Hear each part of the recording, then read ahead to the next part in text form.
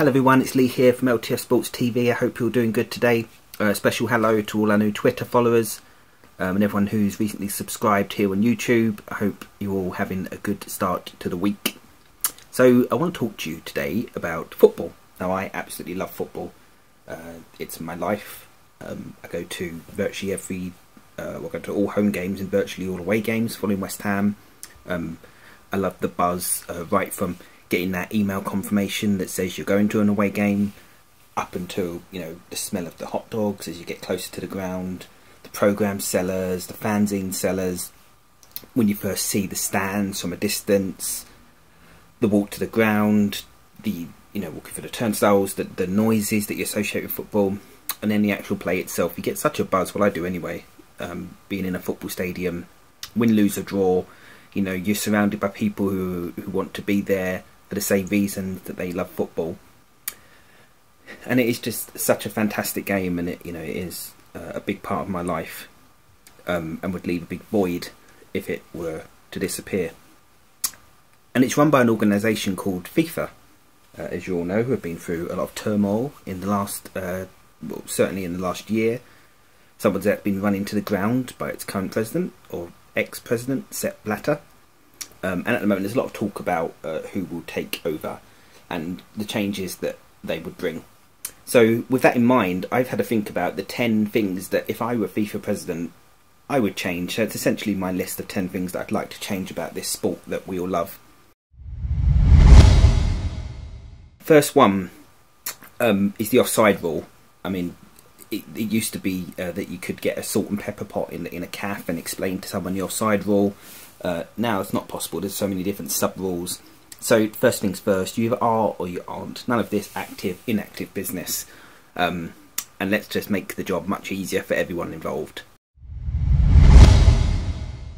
And I'm sorry to Qatar, but you're not having the World Cup on my watch. It's a summer event. It's something that every other year we have a major football tournament that we can look forward to, and to take that away and put it over Christmas, it just won't be right. So I'm sorry, the bidding process has just been reopened, and I'm sorry Qatar, but it's not for you. So the third thing, which I find it unbelievable we haven't introduced in this sport yet, is video refs. I think we're pretty much the only sport that hasn't got it. Obviously now we've got the goal line technology, but I'm thinking more about offside calls, you know, fouls, diving. Each team should have a number of reviews that they can use. They keep them if they get it right, they lose them if they don't. Again, let's just make the job for a referee so much easier. One of my biggest hates in football is grounds that play music when the home team scores. Not for me. There should be enough noise from the fans as the goal goes in, without having to play that annoying sort of techno music that a lot of the clubs do now. Let's scrap it, get rid of it, no more music when goals go in. A bit of a personal one is that I'd make Match of the Day start at 8 o'clock, because I can actually be awake enough to enjoy it, or whenever West Ham win to enjoy it anyway.